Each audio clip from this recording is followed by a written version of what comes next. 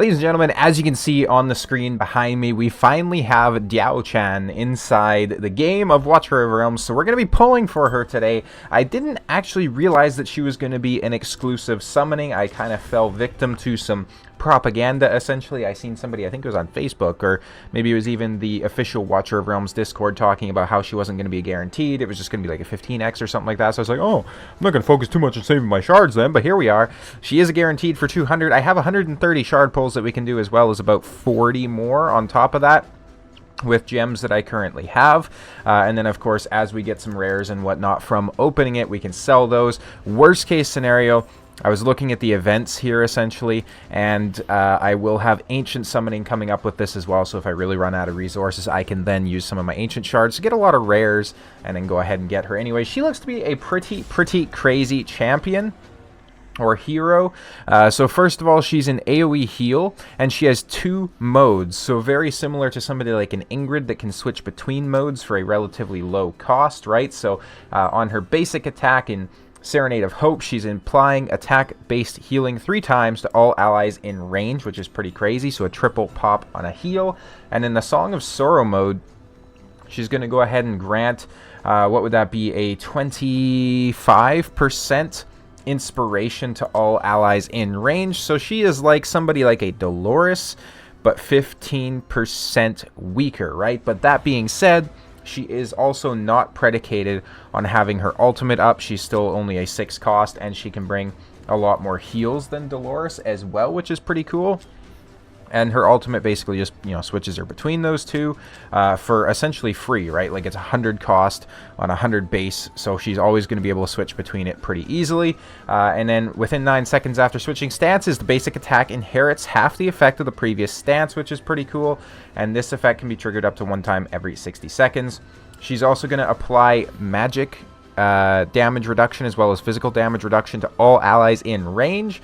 And then she's also going to apply penetration increase to 2 other allies with the highest attack in range, which is ignoring 10% of defense and magic resistance. So she can be a very strong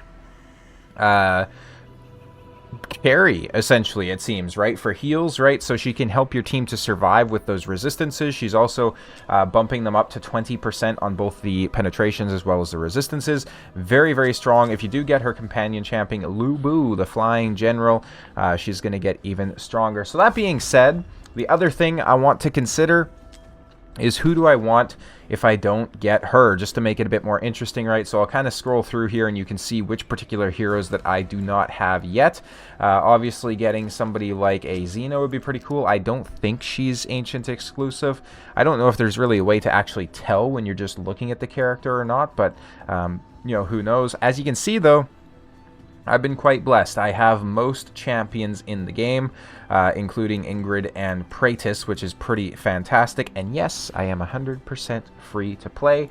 And if you're curious, I've been playing for roughly 547 days. So we're coming up on 2 years pretty soon. That being said, though, let's go ahead and let's start summoning. Even if it's like the Sun Wukong shard opening and I pull her right off the hop, we're going to go ahead and we're going to open the rest of these shards for her anyways, just to try and get some duplicates, essentially. I've made peace with the fact that, I'll probably be using all these shards, so I don't mind losing them, essentially. And then that being said, it's been a little bit since I pulled a legendary, so I would expect to see a legendary within the at least 130 that we're going to pull here initially. We're getting some terrible rates so far on the, even the epics, though. Like, no epics already out of like 40 shards. We've only gotten a couple of rares as well. This was a very good rare pull, though, so we can definitely get some gems from that. This one is still not going to epic. I don't know if my summons are just bugged or what's going on here, but that's what, like 50 shards? And not even an epic champion. That's got to be like a new record. We're now at 60 shards with no epics. What is happening? 70 shards. Surely there has to be an epic in here. It sounds a little bit different. There's the epic. Okay. So it took us 70 shards to get an epic. That is absolutely insane.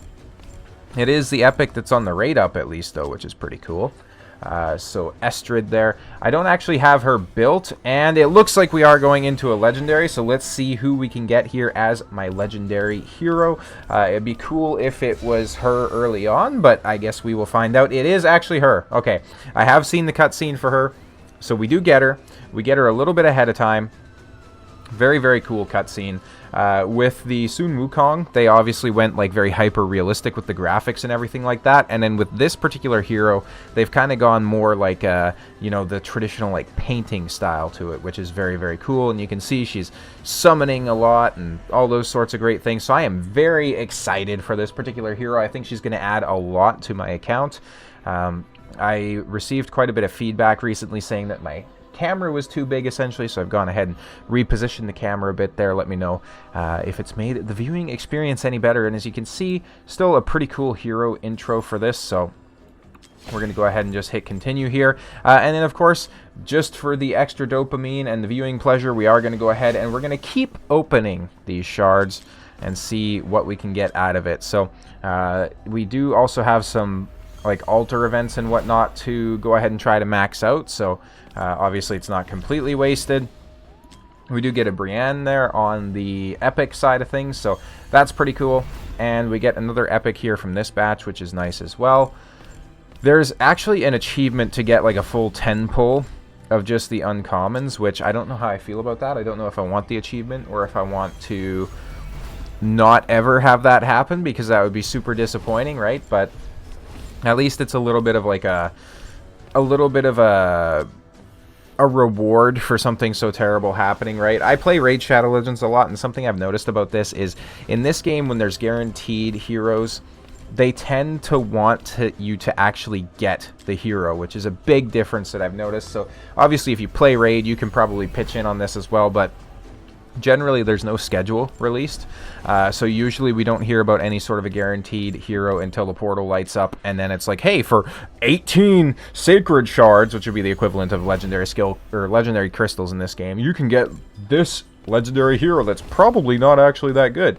Whereas in, you know, Watcher of Realms, there's promotional content and announcements and everything like that that happen oftentimes like months ahead of when the actual guaranteed champion is coming out. And not only that, but inside Raid, you don't get any sort of like additional events, you don't get any sort of hype or anything like that when the champion releases. In this game, though, there's like usually full-on stories that go with it. There's like new game modes introduced sometimes. They're giving out like free shards just for signing in. You can get more shards by completing the new modes and the events and everything like that, which is so cool.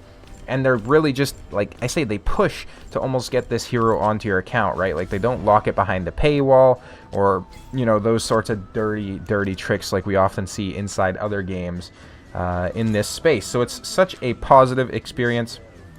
We're going to go ahead and we're going to sell these rares and get 2,100 more gems. Essentially, it's very important for me to do this because really these kinds of events are the only times that I'm opening shards anymore. So, you know, it is what it is. So obviously ancient summonings, I open them quite frequently, but for this particular kind of summoning, I'm really going to only open on like a 1+1 legendary, or like when they have the banners where it's like, hey, if you pull a legendary, it's guaranteed to be someone new. Because at this point in the game, for how many heroes I have and how far progressed I am inside the game, there's just not really much justification to open it for any old hero. So, you know, that's just something to consider as well. That's why I'm going so hard in on this. We do get at least an epic.